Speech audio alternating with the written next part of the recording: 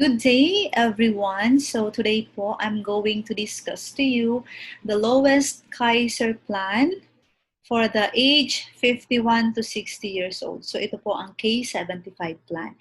So this is the Kaiser Long-Term Healthcare Builder. All right. So the K75 plan, yan po ang pinakamababang premium kapag ikaw ay age 51 to 60 years old. All right.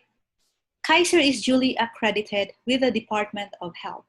This company is likewise registered with the Securities and Exchange Commission on June 8, 2004 as a healthcare provider with an authorized capital stock of 160 million pesos. So right now, Kaiser is almost 17 years na po. Alright? And bakit nga ba kailangan registered si Kaiser sa SEC? Dahil po ang aming product, which is the long-term care, ay may kasama po siyang investment. And lahat ng mga companies na may ino-offer na investment side should be regulated by SEC. Alright? So dito po sa website ng SEC, you can check the registration number ng Kaiser. So the Kaiser Medical Center, Kaiser Medical Clinic, and Kaiser International Health Group. So nandyan po, you can check it online, alright, sa kanilang website. And also, Kaiser is registered sa Insurance Commission. So the Kaiser International Health Group, Inc., makikita niyo po yan sa website ng Insurance Commission sa number 17, which have the license number of HMO 2017-04-R. Okay, so the Kaiser International Health Group, Inc. is the healthcare provider of some of the government agencies here in the Philippines. So isa dyan ang Supreme Court of the Judiciary, the Representative for the Legislatives, and the Department of Agrarian Reform. So syempre, dahil nga stable na and matagal na po ang ating company, so some of the government agencies, kinuha po tayo as their healthcare provider. Alright, so our ambassadress naman is Miss Sharon Coneta Pangilinan.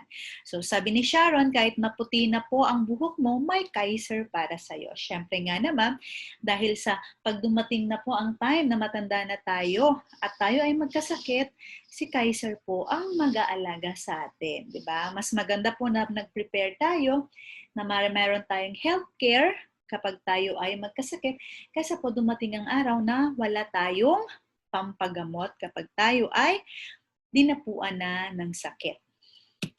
Alright, you should consider your healthcare and protection as a priority. Bakit nga ba? Okay? Ayan. So most of the Filipinos right now, nakikita nyo dito, is nag-jump in po agad sa investment. So yan po ang laging tanong at kagustuhan ng ating mga kababayan. Paano ba mag-invest? Gusto ko mag-invest. But then they neglect the healthcare and life insurance. Ang pinaka-purpose po kasi ng healthcare, yung healthcare is to protect yourself in case po na magkasakit na tayo. And the life insurance is to protect your family in case bigla tayong kunin ni Lord. Okay, so the thing is, naniniglect ito ng ating mga kababayan dahil inuuna nila ang investment. But even if you save a few hundred pesos a month but have no healthcare and life insurance, it will not take you far. When you get sick, kapag nagkasakit ka, na-disable, or die suddenly, bigla tayong kinuha ni Lord, your savings won't last very long. Hindi po magtatagal ang ating ipon. Kaya nga, di ba, most of our kababayan, ang nangyayari, kapag tayo po ay may sakit na, nagkasakit ng isang malalang sakit, ang lahat po ng ating investment, lahat ng ipon or even naipundar ay naibibenta. So, syempre, kapag wala tayong healthcare fund, pull out tayo ng investment or ipon. So, getting long-term healthcare and life insurance are the best investment. So, actually, the best na investment talaga ito kasi these are part of our basic needs. Kumbaga, basic needs talaga natin sila, especially pagdating ng pagtanda natin. Alright? Ayan. So, si Kaiser is a 720 plan. Alright, 7 years saving period.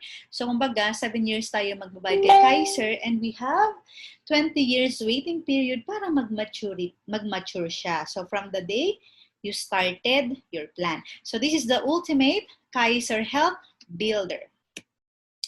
So, I'm going to discuss to you your benefits from 1st to 7 years. So, this is during the accumulation saving period. So, from 1 to 7 years.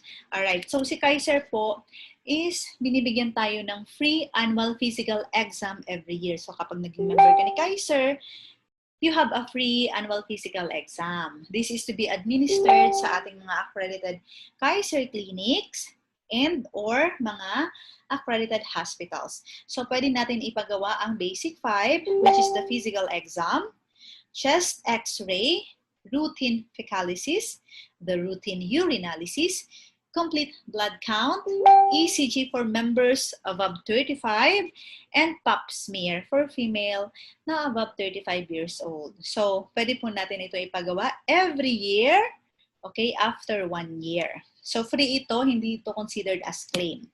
Meron din tayong dental benefits na unlimited dental checkup, unlimited pabunot, once a year free dental palinis, re-cementation of jacket, crowns, inlays, onlays, and minor adjustment of dentures or postizo.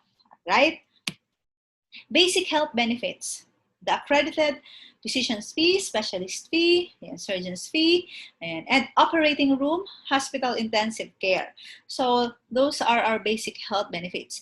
And meron po tayong room and board na up to 900 per day. So, syempre, pipili tayo ng kwarto natin na around 900 pesos. Kapag lumagpas po yan, tayo po ang mag-shoulder loan. Okay, sa plan na ito, we have 900 separate na pang room and board.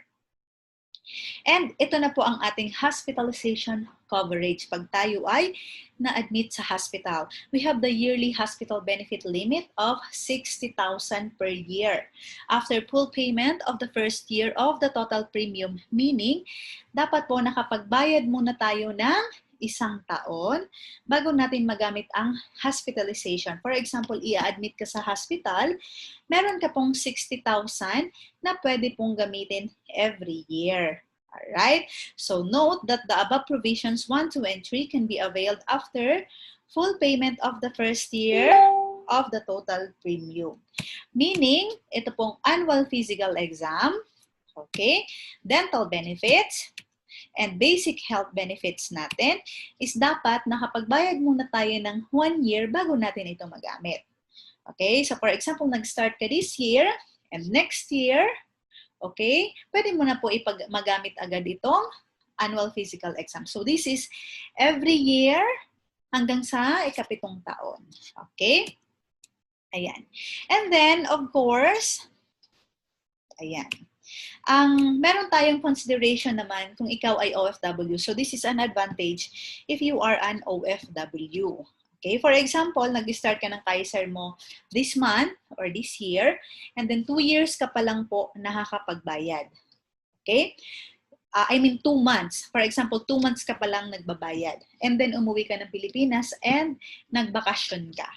Okay? So, doon po, pwede mo na agad magamit ang annual physical exam and the dental benefits. So, nagbibigay po ng consideration si Kaiser sa mga OFW kasi nga tayong mga OFW ay minsan lang umuwi sa Pilipinas. So, kahit hindi pa nakapag 1 year, pwede na magamit ang APE and dental benefits. But of course, the yearly hospital benefit or yung hospitalization po after 1 year talaga. So, yung mga Filipino naman na nagre-reside sa Philippines, ito po talaga ay after 1 year nila magagamit, even the APE and the dental benefits. Alright, so once again, meron po tayong pangpa-hospital na 60,000 per year sa loob ng 7 taon. Sa ika-8 year po, hindi na yan 60,000. Pwedeng mas mataas na dyan kasi po, naka-invest na ang ating pera. Alright? Ayan. So, let's go to the life insurance or the term life from accumulation until the 20th year, the AD&D or the accidental death and dismemberment from accumulation until the 20th year. So, hanggang kailan po tayo covered ng term life? Okay? Sa plan po na ito na K75, 20 years po. Okay? So, itong plan na ito, na sample natin, nag-start siya ng 51. Alright? Kasi nga ito ang pinaka-lowest na plan sa age 51. So, 51, ayan. So, 20 years, pag 71 niya. Covered po siya ng term life hanggang 71 years old and the AD&D. Alright? Pero kapag after 20 years, may chance or may choice siya na i-continue po ito until the age of 75 up to 80. Okay, so choice niya yon. Yan. So, ano po ba ang purpose ng term life? Okay, ang pinaka-purpose po nito is to protect our family. In case po sa hindi nating inaasahang panahon ay kinuha tayo ni Lord. So, within this timeline, 51 to 71, kapag kinuha ka po ni Lord, may marireceive na insurance amount or lump sum amount ang iyong beneficiary. Magkano ba ang marireceive niya? Okay? Sa plan na ito, we have the long-term care benefit na 75,000 and the long-term care bonus na 262,500. So, ang marireceive po ng iyong beneficiary kapag po ikaw ay kinuha ni Lord. Okay? Sa loob ng timeline na ito, okay, sa 20 years na yan, kapag natural death or namatay sa sakit, is around 337,500. Okay? So, yung mga, tignan nyo na lang po, kasi syempre magkakaiba-iba kayo kung anong age kayo nag-start. So, itong sample natin is 51. Kung ilan po ang age nyo ngayon, dagdagan nyo na lang ng 20 years. Yan po ang coverage ni Kaiser para sa inyong term life. Okay? Pero pag lumagpas po kayo ng hanggang 75 lang din po yan, ha?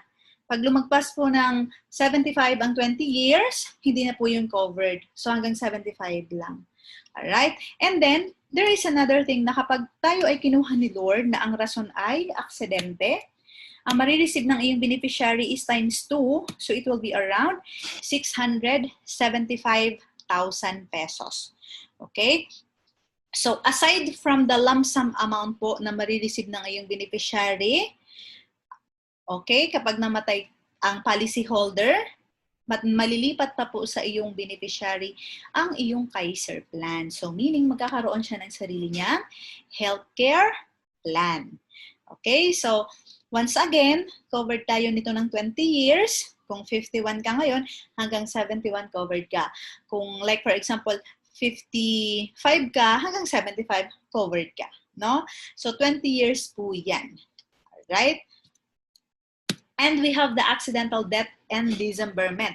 So should the member suffer directly and independently of all other causes, any bodily injury affected solely through external, violent, and accidental mean occurring prior to the member's 75th birthday and prior to the entitlement to the long-term care benefit, which result in any of the specified losses within 180 days after the accident causing the injury, the insurance company will pay the following. Okay? So ito naman, kapag tayo ay na-aksidente po, pero hindi tayo namatay. Pero, na-loss, kumbaga, nawalan tayo ng mga part ng ating katawan. Nawalan ng both hands. Okay? The loss of both feet. Loss of one hand and sight of one eye. Yung isang mata na bulag. Okay? Yung loss of one foot, paa, tsaka nabulag yung isang mata. The loss of both sides. So, yung talagang nabulag yung dalawang mata mo. And loss of one hand and one foot. So, may claim pa rin po tayo kay Kaiser. Alright? So, Kaiser is going to pay us 100% po. Okay? Ng A, B, and D. Alright. One of the most frequently asked question. This is the Family Assistance Service. So, meron, di ba ang laging tanong, magagamit din po ba ng aking beneficiary ang Kaiser? Always remember that Kaiser is an individual plan. Ito pong plan na ito ay individual and dapat tayo lang ang gagamit. But once again, Kaiser give us the opportunity yung may family assistance service. Okay. So the policy should be in active status and plan should have completed at least 1 year payment. So dapat po active ang plan ninyo at naka 1 year na kayo magbayad. Nominated patient must be an immediate family member of the policyholder or within the first degree of consanguinity. So dapat po ang gagamit ng family assistance ay pwedeng asawa, anak, magulang. Okay, the first degree family. So policyholder agrees to avail only of the services of Kaiser's accredited doctors and affiliated network of hospitals. So dadalhin nyo dapat sila sa mga accredited hospitals na ng Kaiser. Assistance to be provided by Kaiser shall only be to the extent of the allowable benefits due to the member under his policy. And then prior to discharge of the nominated patient, payment should have been settled to Kaiser. Okay. So ito po, mostly, kung iintindihin natin ito, ang naibibigay po na family assistance, okay, na family assistance ni Kaiser is yung ma-admit po ang inyong kamag-anak sa hospital without paying the deposit. Diba, most of the hospitals in the Philippines right now, humihingi po sila ng deposit para ma-admit, okay, ang inyong pasyente or ang inyong family member. So for example, ako, yung anak ko, kailangan siyang ma-admit sa hospital and wala po akong cash na available, but I have a Kaiser healthcare policy. Pwede ko pong gamitin yung card ko para ma-admit yung anak ko. Okay, hindi ko kailangan magbayad ng deposit. Alright? Pero once po na lalabas na yung anak ko, for example, sa hospital, dapat po na-settle ko na yung bayarin. Babayaran ko na siya. Okay? So yan po ang one of the family assistance na pwedeng ibigay ni Kaiser. So Kaiser's approval to avail of such assistance must first be obtained by the member and the issuance of LOA will then be given. Okay? So this is, again, subject pa rin po yan sa approval ni Kaiser. Kasi nga, the HMO product that we have is for individual use. Yung sa atin lang siya magagamit. But kailangan siya i-approve ni Kaiser. Ayan. So kapag po tayo ay may family member na ipapa-admit, kailangan po natin ibigay agad, no? Ipaalam agad sa reception na Kaiser holder tayo at ipapagamit natin ang family assistance kasi itatawag po yan sa Kaiser for the approval. So please note that this assistance is an accommodation and not considered a benefit of the plan. Hence, approval and denial on the ailment solely depends on Kaiser management evaluation. Okay, so dito tayo sa phase 2, the extended period, the 8th to 20th year. Di ba si Kaiser, 7 years lang naman siya binabayaran. So ano po ba ang mangyayari sa ating, ano ba ang nangyari sa ating pera, sa mga binayad natin kay Kaiser, no? On the 8th to 20th year, ano ang mangyayari? Alright, the Kaiser funds allocation. So at least 51% of payments made by plan holders automatically goes to a trust fund as required by government. Kaiser cannot touch this trust fund. It is reserved for future claims by the plan holders. Meaning po, yung 51% na binayad natin kay Kaiser, hindi po yan pwede galawin ni Kaiser. Okay? Required po yan ng government na ilagay sa trust fund. Okay? Dahil nga, in the future, meron tayong mga claims. Okay, so the Kaiser Trust Fund are managed by 2 international banks. This is the ING Bank sa Netherlands and the Dutch Bank sa Germany. Alright, yung remaining na 49%, so dito po, papasok na ang investment. Okay, 49% goes to investment, portion of which is managed by Soldivo funds. Okay, so on the 8th year po, yung mga other health benefits natin na hindi natin nagagamit is naka-invest po yun. And minamanage yan ng Soldivo Funds. Soldivo Funds is a mutual fund company in the Philippines. Alright? Ang mutual fund company na ito, so nag-i-invest po yan saan? Sa stock market, indirectly. And nilalagay po ang ating mga pera sa malalaking companies in the Philippines like Jollibee, Ayala, BDO, SM, okay, ganun po. And then, ayan. So on the 8th to the 20th year, this is the extended period. So, nag-start ito ng 51, no? Hanggang 71 years old. Okay. Okay. So, every year po, starting from 8th year hanggang 20th year, ang ating long-term care benefit, ito pong K75 plan, meron itong face amount value na 75,000. Itong 75,000 on the 8th year, okay, on the 8th year, nag-generate po ito ng 10% yearly interest na 7,500. So this is compounding, meaning po ang interest, nag-i-interest. Okay? So, hanggang 20th year, ang accumulated health benefits, most of projected is the 202,312. Okay? So, ito naman na makikita nyo, yearly health bonus, accumulated health bonus, ito yung mga other benefits natin na hindi po natin nagagamit. So, syempre, naka-invest din yan. And the projected value, okay, hanggang sa ika-20th year is nasa 334,814. So, pre-calculated na po yan ni Kaiser. And itong long-term care benefit natin na 75,000 face amount value, makukuha din po natin ito sa maturity age. Okay? And then, makikita nyo itong long-term care bonus upon maturity. Okay? So, if no claim during saving period, ito po ay bonus na 262,500. Kapag sa loob ng 1 hanggang 7 taon, hindi po kayo na-ospital or hindi kayo na-admit sa hospital, wala po kayong claims, guaranteed po na ibabalik ni Kaiser ang almost 85% ng binayad natin upon maturity. Okay, so if you are going to calculate, no, pag binalik sa atin ni Kaiser ang almost 85% kapag nag-mature na ang ating plan, so parang binayad natin kay Kaiser is parang 15% lang.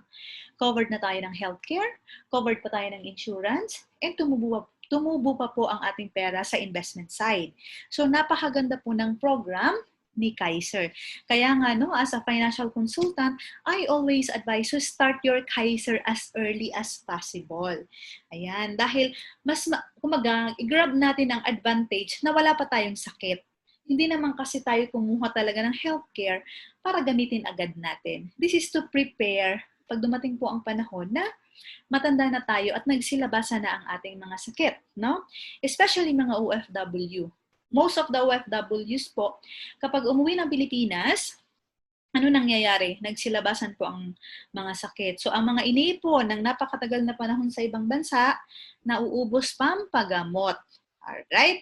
So, kailan po magmamature ang ating Kaiser plan? So, after 20 years. Okay? So, dahil 51 ito nag-start, pag 71 niya, mature na po ang kanyang Kaiser plan. So, i-check nyo na lang po, no? Ang age nyo, yung mga nagpagawa ng quotation. Alright? So, age nyo, dagdagan nyo na lang ng 20 years para malaman nyo kung kailan magmamature ang inyong plan. So, once mo magmature ang inyong plan, this is the projected value, 874,626. So, ito po ay good as cash.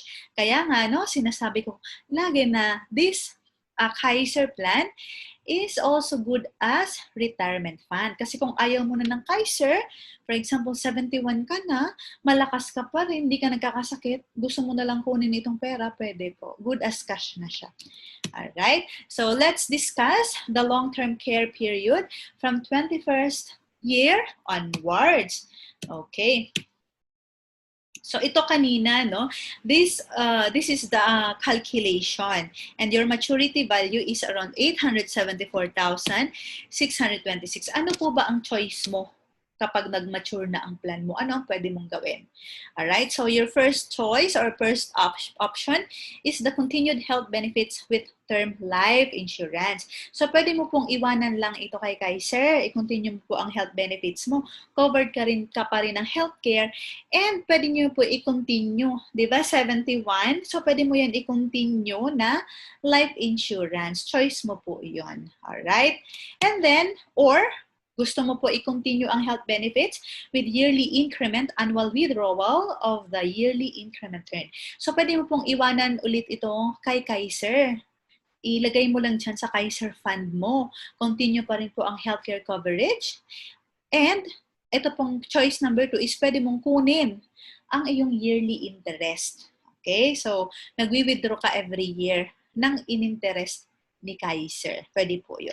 Or, you can partial withdraw up to 50% of the total health benefits.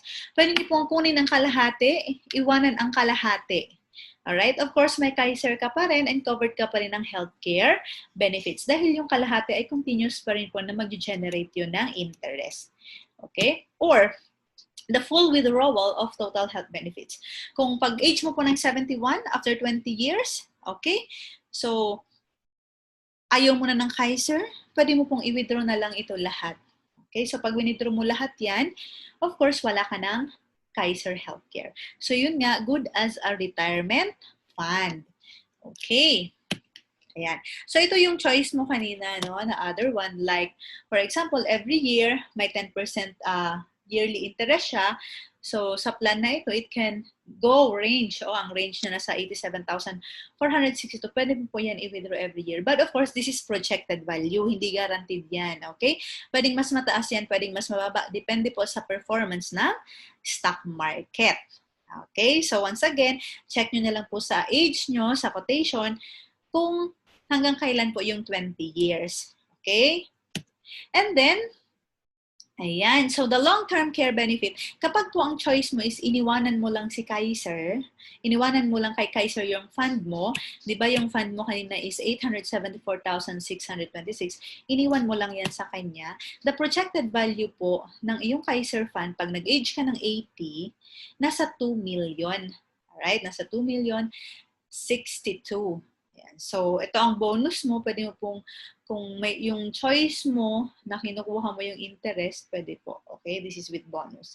Ayan. So, this is money working for you. So, remember, once again, the policy holder starts at the age of 51. So, syempre, dito po sa investment side, dito kayo nagkakaiba-iba. Depende po kasi kung anong age kayo nagsimula. But if your age is 51, ito po yung projected value para sa age nyo. But kung ibang age po, alright, for example, 55, so i-check nyo na lang po sa binigay ko sa inyo na quotation dun sa baba kung magkano ang long-term care Kaiser Fund nyo at the age of 80. Okay, so the investment growth varies from the time you started your Kaiser plan. Ayan. So yun nga, magkakaiba kayo na mga nagpagawa ng quote, so depende po yan sa age. So dito po kayo nagkakaiba sa investment side. But up to the maturity calculation, same po kayo. Okay? So hanggang 20 years, same po yan, nagkakaiba lang sa pag nag-age na ng 80. Yun sa investment side. Okay? Kapag mas maaga ka kasi nagsimula, mas malaki ang growth ng pera sa investment side. So dito makikita nyo po the importance of time. Because time is money when it comes to investment. Okay? Ayan. So dito, the next one, ito yung overview ng quotation natin kanina. But then, let's go to the payment terms. Okay, so payment terms, sa plan po na ito, ang sa lowest plan na K45, the K75, yung monthly installment is 4,412. Okay, yan po ang monthly payment. So, pwedeng quarterly, nasa 12,794. Pwede po ang semi-annual, nasa 23,823. So, itong semi-annual, may free ito na 1 month every year. And the annual payment is around 44,116. May free naman po ito na 2 months every year. Of course, the spot cash is around 280,000. Mas malaki po ang discount dyan. Alright? Ako po as a financial advisor, I always advise na kung wala pa tayong enough na money right now, kasi syempre maganda po mag-annual. Alright? Dahil may free na 2 months. Pero kung wala pa po tayong enough money right now, I always suggest po that you start with monthly installment. Okay? Dahil sa pag nag-monthly po kayo, okay, at least po ma-enforce na ang policy. Okay? Para po kung ano man ang mangyari, Like for example, may mangyari sa atin after 2 days, basta enforce ang policy, kahit pa paano po ay may claim ang beneficiary mo, 'di ba? Meron siyang maki-claim. Kung accident, ito ang maki-claim niya. Around 675,000. So, kaya nga po, ang ina-advise ko, you start with monthly if you don't have enough money right now. Wherein naman, like for example, pwede kayong mag-upgrade. Like for example, no, nag-start ka ng monthly this year, then next year, naisipan mo mag-annual, pwede po yun. That is what we call the upgrading of plan. But once po tayo nag-choose na mag-annual or nag-upgrade na tayo ng annual, ayan, so hindi na po tayo pwede bumalik sa monthly payment. So, walang downgrading. Alright? So, PhilHealth. Your PhilHealth benefit is integrated with Kaiser. So, lahat naman po ng insurance dito sa Pilipinas ay naka-integrate po yan sa Kaiser. Diba? Ang unang binabawas talaga sa bills natin is the PhilHealth. And then yung natitira, yun po ang sinasagot ng insurance. Okay? So, kapag naman po si PhilHealth, pag tayo ay walang PhilHealth, tayo po ang mag-shoulder nun, yung binabawas sa PhilHealth. Kaya better yet po, get yourself a PhilHealth also. Okay? Ayan. So the grace periods, di ba, pag nagbabayad tayo, meron po tayong due date. Okay? So for example, you started this month, and then your due date is the same date next month. So, meron po tayong tinatawag na grace period na another 30 days sa due date natin. So, meron kang another na 30 araw. Alright? So, kapag po lumagpas doon sa 30 days na grace period natin at hindi ka pa nakapagbayad ng due date mo, magiging inactive or lapse ang iyong plan. Kapag lapse po ang plan, syempre inactive, meaning kapag may nangyari sa atin, wala tayong claims. Alright? So, once naman po mag-lapse, for example, hindi natin inaasahan, nag-lapse po ang ating plan, naging inactive, si Kaiser po ay binibigyan tayo ng chance to reinstate or ipa-active ulit ang ating plan. Alright? So, kapag pina-active natin yan, may bayad lang yan na 300 pesos para sa reinstatement fee. Okay? Once updated na po ang ating plan, ayan. So, of course, we will still enjoy the benefits. Ayan. But si Kaiser po is very generous, no? Binibigyan tayo ng 2 years. 2 years to reinstate, no? The Kaiser plan. So, kapag po nag-fail tayo na i-reinstate yan within 2 years, kapag yan ay inactive, saka lang po mapo-forfeit ang ating binayad. So, at least Kaiser is very generous dahil ang haba po ng time na ibinibigay niya for us to do the reinstatement. Kasi ang iba pong insurance company, 6 months. Ang iba 1 year, forfeit na po agad ang lahat ng kanilang binayad. So at least Kaiser is giving us a very long time, no? For us na ipa-active ulit ang ating plan. Okay. One of the most asked question also, kapag po ba sinurrender ko ang aking Kaiser plan, may makukuha po ba akong cash? Makukuha ko pa rin po ba yung mga binayad ko? Okay, sa healthcare value natin, the owner may surrender the contract for its cash value is stated in the schedule of benefits provided the plan is active for at least a year. Dapat po ang plan nyo is active. At least nakapagbayad kayo ng 1 taon. Then, kung ayaw nyo na, you can surrender the plan.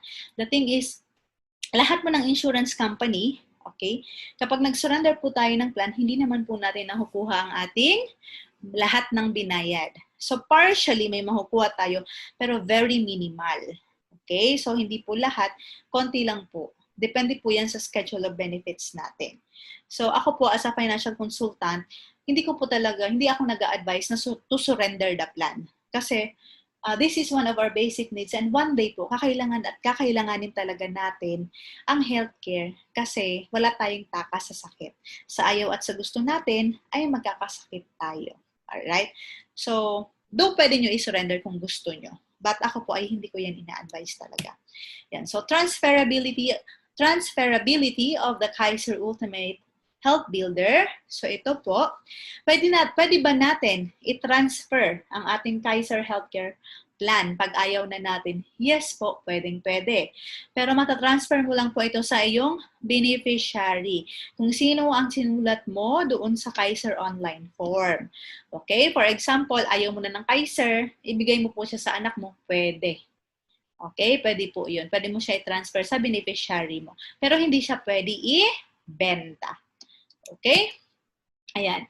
So, upgrading of mode of payment. So, na-discuss ko na po ito kanina. No? Balikan natin. Alright? So, for example, monthly ka nag-start, gusto mo po mag-annual, pwede po kayo magpa-upgrade ng pagbabayad. Pero hindi natin siya pwede, kapag upgraded na, hindi na po pwede mag-downgrade. So, pag magpapa-upgrade ng plan, yun lang po, may bayad tayo na 300 na fee sa amendment. Okay? And then, let's go. So, kapag po na-approve na ang inyong Kaiser plan, like for example, nagustuhan nyo po itong plan na ito at kumuha kayo, na-approve na po ang inyong Kaiser plan, magkakaroon po kayo ng sarili nyong online portal sa Kaiser website. So, sa loob po niyan, nandyan po ang inyong policy, nandyan po sa loob niyan ang iyong temporary health card, and nandito rin po sa loob niyan ang inyong payment history. Yung mga bayad nyo po ay naka-record dyan para na monitor ninyo. Okay? And then, ayan, kapag tapos na kayo magbayad ng 7 taon, may marireceive naman kayo na Certificate of Full Payment. Ayan, so ganyan po. So this is my Certificate of Full Payment. And of course, the Kaiser Permanent Visa Card. Okay? So, yan po ang marireceive natin kapag tayo ay fully paid na. Ayan. So, once again, Kaiser, ayan, isa po ito sa napakagandang investment, napakagandang program sa ating mga Filipino, especially for us to prepare, no, sa pagdating ng panahon na magkasakit tayo, especially kapag nag-retire na tayo. Ayan. Kasi si Kaiser answers our 3 major financial needs during productive years and retirement years. So si Kaiser, no, meron po siyang kasamang healthcare fund. So itong healthcare, this is to protect ourselves, especially if tayo ay breadwinner, we need to protect ourselves kasi darating po ang araw, manghihina tayo, magkakasakit tayo sa ayaw at sa gusto natin. Better po na mag-prepare na tayo right now na malakas pa tayo. And covered po tayo nito hanggang 60 years old and beyond. Kahit mag-100 tayo po, ay covered tayo nito as long as meron pang pera ang ating Kaiser account. Meron pa siyang pondo. Okay?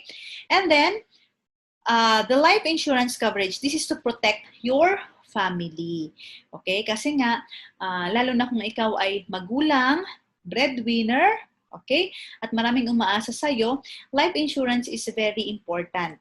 Para kung bigla tayong kunin ni Lord, syempre, we don't know what will happen tomorrow. So, pag kinuha tayo ni Lord, nandin natin inaasahan, kahit pa paano po ay may marireceive na lump sum amount or insurance amount ang ating mga maiiwan for them to continue their life, especially kung they are nakadepende sa atin. Ayan. So, ang purpose ng life insurance is to protect our family and cover tayo nito ng 20 years. And of course, one of the best thing also is the investment. No? Good as a retirement fund din siya. So, ang Kaiser po ay may kasamang investment na pwedeng mag-generate ng up to 10% per annum. Okay? So, napakaganda po because these are the basic needs. Kumbaga, ito talaga ang pinakakailangan natin, especially po kapag tumanda na tayo.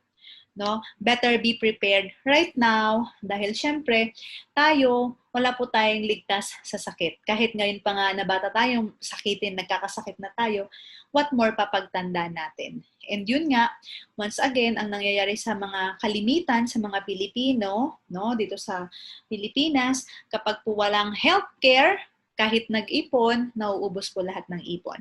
Sa mga ating ka-OFW naman, kapag umuwi sa Pilipinas, most of our ka-OFWs is nagsisilibasan na po ang mga sakit.